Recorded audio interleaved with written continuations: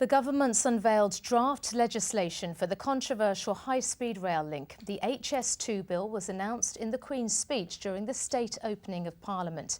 If passed into law, the bill would give the government not only the authority to build the line, but also to operate it. Well, our political editor, Patrick Burns, has been monitoring the speech. What exactly does the government propose to do, Patrick?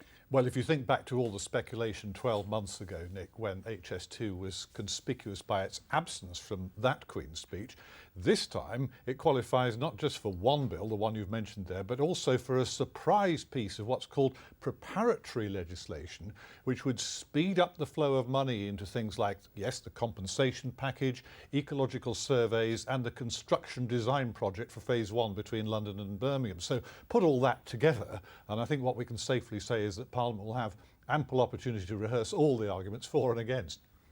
The fact that it's actually in the Queen's speech then allows us to carry it forward.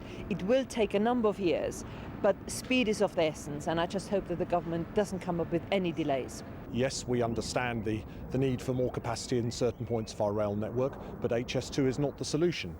I've looked at the business case for it quite carefully, and I don't believe that this is the wisest way that we could be spending the UK taxpayers' money.